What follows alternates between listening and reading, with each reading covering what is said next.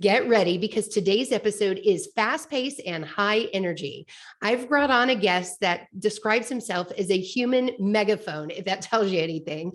But his day job is a marketer for a machine tools company, and they're using a lot of innovative techniques compared to other manufacturers, and it's working very well for them. So you'll hear a lot about video, podcasting, LinkedIn Live, and how co-marketing and partnering with other companies have led to collective growth. They use an agile process, which means they move very quickly to adopt things and try things out and just dive in headfirst, as he says during the episode. And he shares lots of techniques and advice that's working for them. Let's do this. Welcome to Content Marketing Engineered, your source for building trust and generating demand with technical content. Here is your host, Wendy Covey. Hi, and welcome to Content Marketing Engineered. On each episode, I'll break down an industry trend, challenge, or best practice in reaching technical audiences. You'll meet colleagues, friends, and clients of mine who will stop by to share their stories.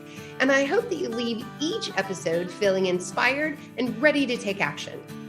Before we jump in, I'd like to give a brief shout out to my agency, True Marketing. True is a full-service agency located in beautiful Austin, Texas, serving highly technical companies. For more information, visit truemarketing.com. And now, on with our podcast. Hey, everyone, and welcome to another episode of Content Marketing Engineered. I'm joined today by Eddie Saunders. He's the head of demand generation at Flex Machine Tools. Welcome, Eddie. Yay, appreciate you having me. It's a good day to have a good day and talk about some really cool things in the marketing world. Absolutely.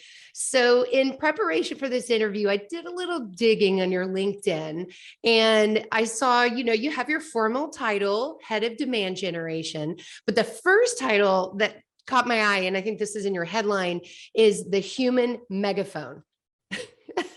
Oh yeah. For volume and content purposes. You better believe it. Awesome. Well, I need to hear more about that. And I have a feeling that all will be answered as we walk through this interview today. So let's start out with your career. Again, my LinkedIn stalking that I did, I see you've held a pretty big mix of marketing and sales positions. So maybe walk me through your professional journey and how you got to where you are today. Yeah, sure. So I knew very early that I wanted to be in the marketing and advertising world. I was that kid, randomly enough, my parents remind me often, and I'll never forget, if you will, that whenever the commercials would play on TV, I'd run into the room and I'd be watching the commercials. And as soon as the commercials were over, I'd go run back to my toys and play. And I wouldn't you're kidding. But as soon as the commercial, and I can't make this up, they remind me often, like, you should have been in you deserve to be in marketing, yada, yada. And so I just knew early on, I just was fascinated by just creating and telling the story and doing it in just creative ways. I thought that was awesome because there's a big artist component to who I am, which I'm sure we'll dive into. But from that point, so getting my degree in marketing was a big thing, but it was difficult for me to look for entry-level jobs. And I also know that college isn't free. And my dad said, hey, if you don't get a job when you're in college, I'm not going to pay for it. So you better figure it out, Eddie. And I'm like, oh, cool, let's figure this out. And so I applied for 7 jobs, I think, in 2 hours at the mall that was in the city that I went to college in. And one of those jobs that ended up being a Verizon wireless sales job, little kiosk in the Lima Mall. No, say it isn't so. It was a thing because I was just full of enthusiasm and really empty in the experience world. And so that actually turned into about a 10-year sales career where I was really lucky to be able to work for a Fortune 500 company at a high-level sales role, as well as, work with small to medium-sized businesses. But a lot of my experience in the sales world just so happened to be in consulting for marketing and advertising platforms and vehicles, if you will. So it was really convenient to be able to scratch that itch, but also just utilize some of my God-given gifts and abilities to just connect with other humans. And running through all those various roles, I even had a consultancy myself where I was a marketing consultant. So I kind of was able to scratch both of those itches again. And that led me to Flex, where I started here, actually overseeing all of our sales operations in the Western US. But I can't help myself but to just look at everyone's marketing programs. I'm just wired that way. And through that, I was giving advice over about a 1 year period. And they said, hey, you're giving us enough advice. Just come on over to the marketing department. And then here we are. I get to make all the noise, push all the buttons, and be obnoxious and be the human megaphone, if you will. I'm just having a great time doing it. Nice. And tell me about your marketing department. Do you have a full team or just a few of you? Honestly, like we're really blessed because for a manufacturing facility, we have a 5-person and 1 intern department in all reality. So not only are we able to provide an experience to at least 1 intern every single year, we have a graphic designer / web developer. We have our marketing manager who sees a lot of our lead gen, a lot of the technical side of it, just our funnel generation, things like that. I have not 1, but 2 absolute gangster videographers. And then there's me, where I do a little bit of everything. So super blessed to have not only just a diverse marketing team, but just a really fun, open-minded, creative, modern group of talented human beings. Yeah, no kidding, because so many companies in our industry that are your size have a team of 1, and they're expected to know everything and do everything from strategy to execution. And as you know, marketing is so diverse, and it really does take different skill sets to do different jobs. So I really like how that's set up. Yeah, it's really nice. And though we're really nimble and agile, if you will, we're not hasty by any means, but with us being about 50 or less, just as a company, a whole here at Flex, it's nice because we can still be agile. We can still do these things. We don't have some type of corporate conglomerate structure, because honestly, the videos that we make, especially the funny ones that people really held on to and really remember, we would never be able to get away with that if we were some Fortune 500 conglomerate. We just wouldn't be able to. And I know that. So not only do we take advantage of our younger modern mindset that we have here, we absolutely maximize it by making as much noise as possible within good reason, of course. But it's liberating to be able to have not only the team that I have here, but just to have just the whole company in this driven of let's just shake it up, make some noise, and get weird with it. It's the best job I've ever had. I'm having the time of my life. Great. Well, I'll tell you, there are a few of those Fortune 500 out there that do some crazy video stuff. So I'll have to send you some examples later and we can compare. But I heard videographers, I heard video. So I'm thinking that video is an important part of your marketing mix, Eddie. Why don't you tell me a little bit about how you guys allocate budget dollars, what your mix looks like, and maybe some of your tactics that you feel are working best for the company right now? Oh, for sure. I mean, even before I came on board, Flex had dabbled in some type of the creative video world because it was kind of a great way to tell the story, knowing that we're a manufacturing company that can't exactly have boots on the ground all over the country. So we understand we need to really shine a bright light and turn things up to 11. You'll hear me reference that often because it's a big part of our strategy. And when COVID happened in all reality and people kind of sat on their hands and didn't know what the heck to do, we turned to video. So with me, I'm actually, as one of my multiple side gigs that I do, I'm a professional MC, and I also do like combat announcing and event announcing. So the human megaphone comes rightfully so. And so with that, we started writing events and demos, like fun, exciting shows. And that actually blew up to a side segment of our business, as well as a huge component of our current marketing mix, because we do so much. And we also realize in manufacturing, there's a lots of stigma around the idea of equipment. It's kind of hard for it to be attractive. It's kind of boring because all you're doing is just throwing features and benefits out there. But I would challenge every manufacturing company on the planet right now to take a look at what we're doing and try to really maximize on the fact that there's attention. There's video platforms that are not only genuflecting video, but they're facilitating and they're also very much supporting that usage. And anybody who's really not putting a lot of their efforts into the video world, I would really challenge you to consider not only the metrics and the analytics that are available, but again, look back at what Flex has done with our video strategy by taking something as, let's be honest, as boring as machine tools can be sometimes, and made it fun, sexy, exciting, and dare I say, funny. Well, tell me about, so in 1 month or 1 quarter, what is your video cadence and what types of things are you putting, say, in video format versus, I don't know, a blog or something else? Sure. So when I moved from sales into marketing, one of the biggest there are two big things I wanted to do, is to synergize everything and humanize everything.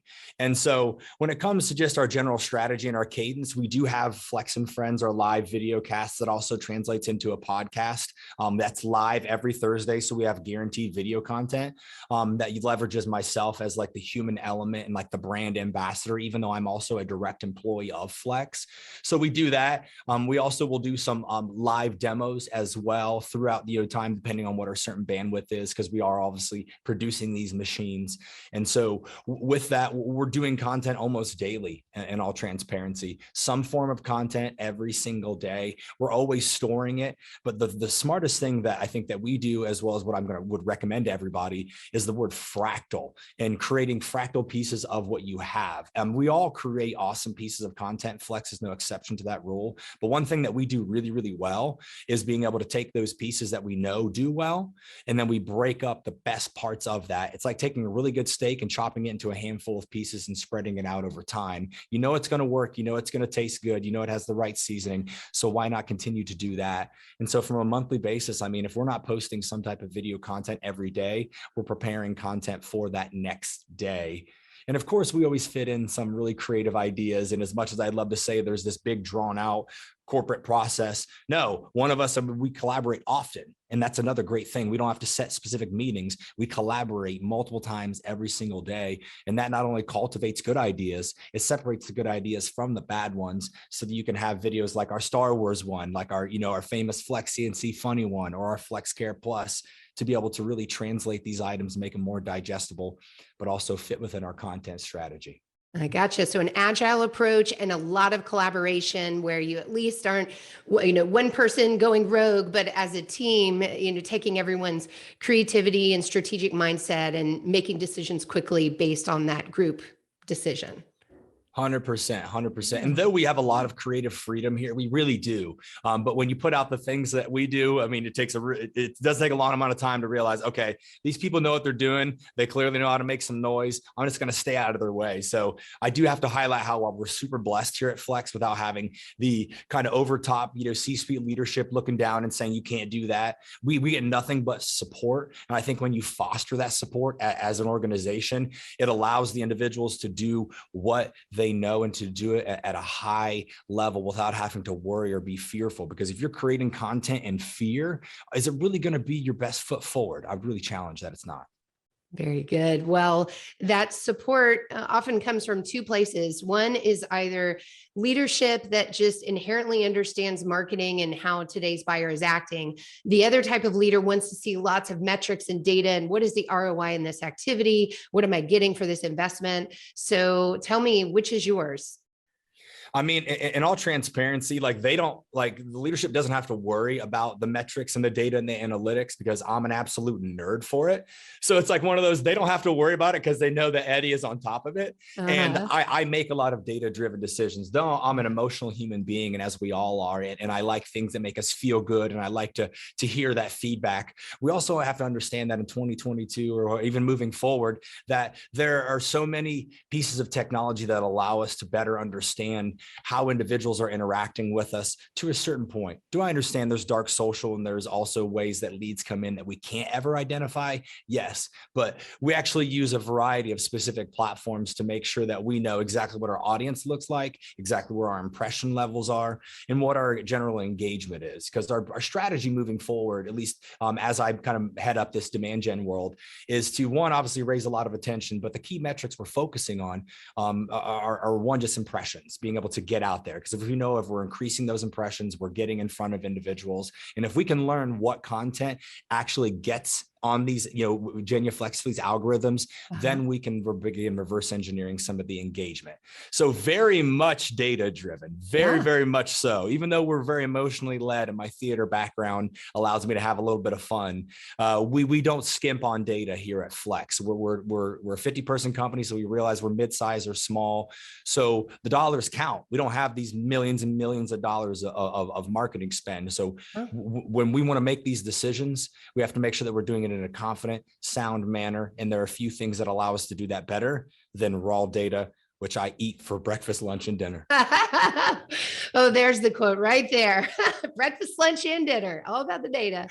Uh, well, uh, well, there's some other things that I've noticed about your marketing. One is you bring in partners quite often to expand your reach, I assume. Tell me a little bit about that. Oh, the buddy branding system. It worked when we were hanging out at night with our friends and the light, street lights were on. And it worked when we were going out swimming in the ponds with our buddies. Dude, the buddy system is great. And I know it's a fun little play on words, and I love alliteration and assonance. I'm a sucker for both of them. But when it comes down to it, I also understand that there are more players than just us in the world. And I would recommend that anybody really look into this type of system. And what it really means, can I break it down in somewhat layman's terms, is all of our products, more than likely, especially if it's a product, involves some other type of synergistic product in a way, something that's related to, they can be used together, or sometimes they even require one another.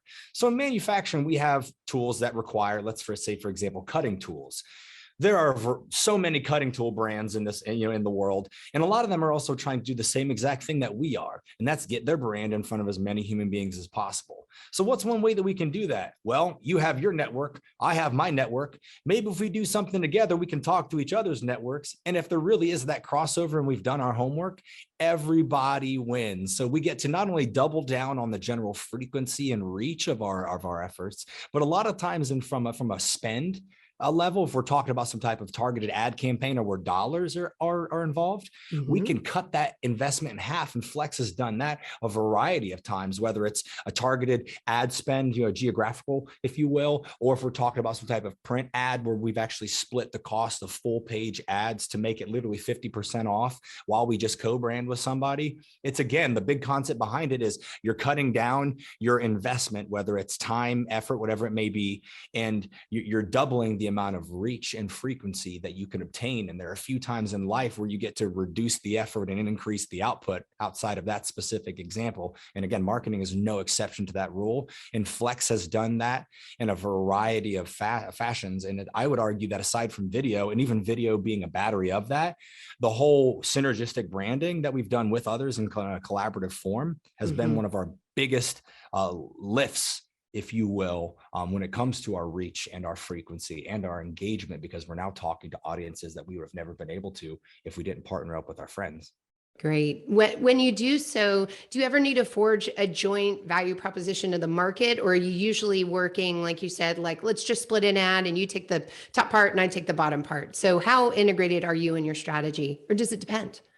Sure. It's obvious. It very much depends on what it is we're utilizing, because there's various things. You and I could do a social post together that's co-branded. We could do an announcement video, like when we go to our dealers' events, because we rely heavily, or at least not heavily, but we rely heavily on distributors to help sell our products nationwide in the events that we cannot. And so from that, they have trade shows. They can reach out to these individuals and they can try to tell their network and do this and that, which is okay. But how much greater can that be if we make a video saying that we're going to be there, we get to share it, and they get to share it, and it brings a lot of legitimacy. And not only does it do that, it also lets them know that we're bought in and we care, and it's going to open us up to another, because it's not a strange thing for Flex to do these collaborative videos without having to be asked for a variety of our partners, not once, not twice, but every time they have a show. So I would definitely promote a good solid mix. And a lot of it does depend, because we have some partners who maybe they're part of their strategies and goals isn't to do a paid ad campaign.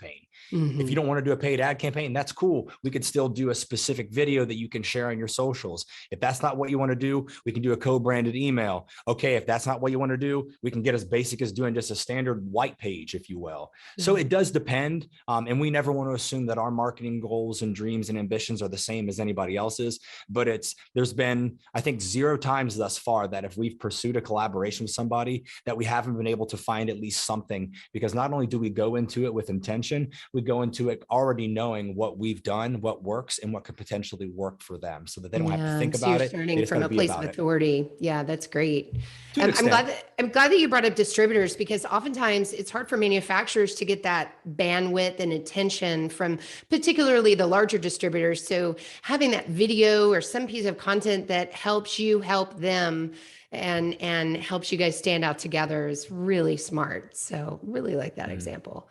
Yeah, we try. We understand, like, being from having the sales background, I know what I needed. And now that I'm in marketing, I know what they need. Yep.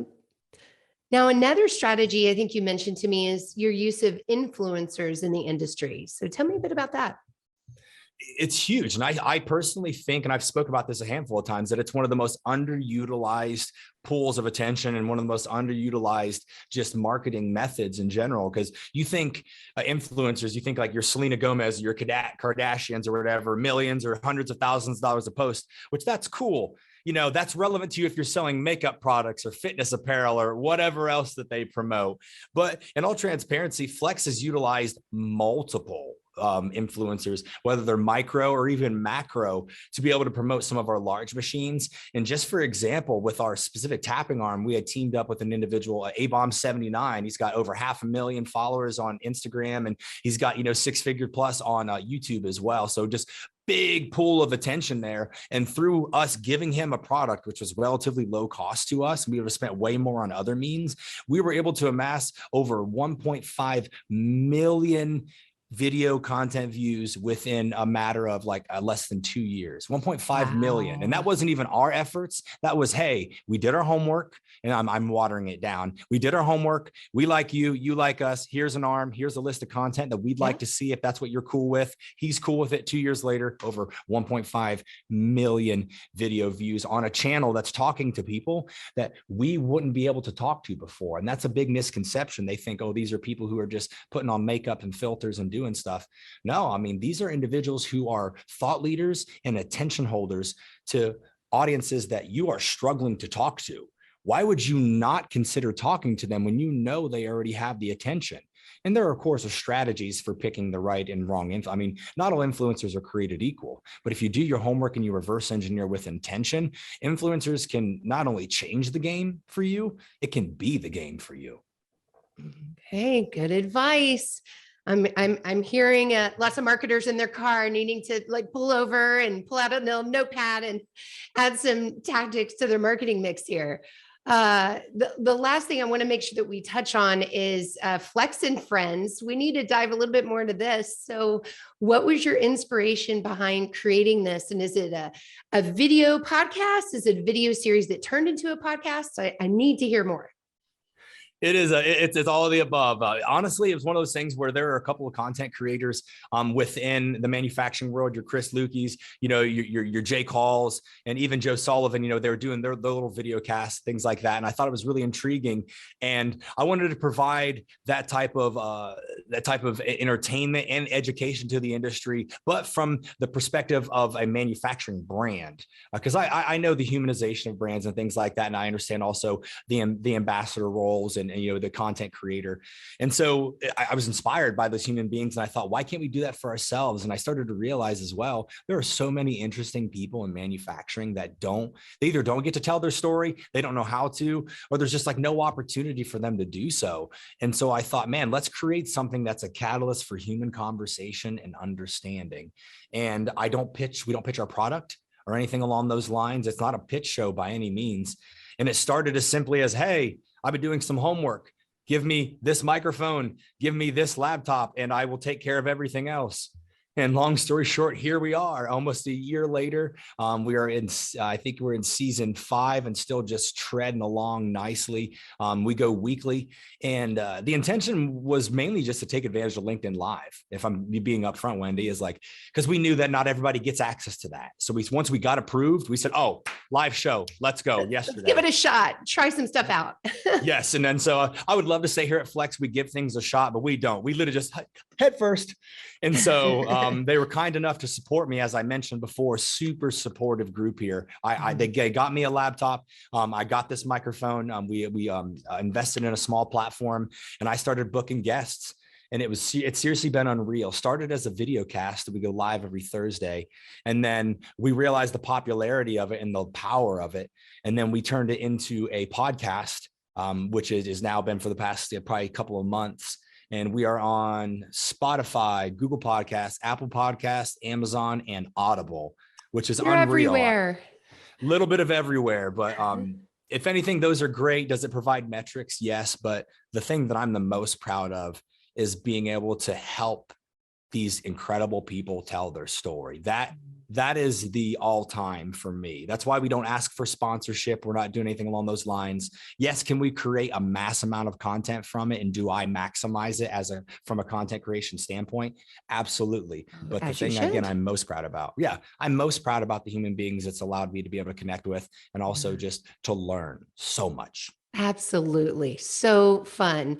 Well, I'm curious if, as you're selecting the guests that are the best fit for your show, if you ever have trouble where the guest is willing, but their company is not willing for them to come on and share what they consider to be IP or whatever. Does that ever come up? Very rarely. And then the best part about it is because you have to really either dislike me or dislike promotion to not allow your employee. Because I think there's been a huge shift where employers are not afraid to allow their employees to empower themselves and to represent their brands. I mean, you're seeing the wave of authenticity come through platforms like TikTok, where filters aren't as appealing. Scripted is not as appealing. And so I would tell companies who are hesitant to let your employees be on podcasts and video casts, break the chains because it's a control problem. And I hope that you're hearing this right now. Like it's a control thing. And if you refuse to allow your employees to help build their brands and you don't get on that piggyback, you will lose them to other companies that will allow them to do that. Because there are so many examples of humans that are being supported, riding the wave, and they're taking their company's brand to levels in which it would never be able to do before, because you are humanizing it and you're giving it something to be relatable, as opposed to just your image on a screen, your logo on somebody's polo that, quite frankly, nobody cares about because we've been doing it for too long. Let your employees create, let them tell their story, and they will indirectly tell your story. As I step off my soapbox. I love the soapbox. Excellent, excellent advice. Well, Eddie, where can people connect with you and learn more about your company? Flex, we're super obnoxious. We make a lot of noise, flexmachinetools.com. But if you really want to be entertained, check out our YouTube. That's a big thing. And we're even messing around on TikTok. So we're on all the socials, but check out our YouTube, check out our TikTok. But me specifically, I'm pumping out content every single day, especially regarding Flex and Friends. I'm interviewing some of the coolest people, the industry's most, passionate, profound, best, brightest, and all the above. So find me on LinkedIn and check us out on socials. We're doing a lot of fun, entertaining stuff. Excellent. Well, thank you so much for your time today. This was super fun for me. I appreciate it. Likewise. Thank you so much. Thanks for joining me today on Content Marketing Engineered. For show notes, including links to resources, visit truemarketing.com/podcast. While there, you can subscribe to our blog and our newsletter and order a copy of my book, Content Marketing Engineered. Also, I would love your reviews on this podcast. So please, when you get a chance, subscribe and leave me your review on your favorite podcast subscription platform.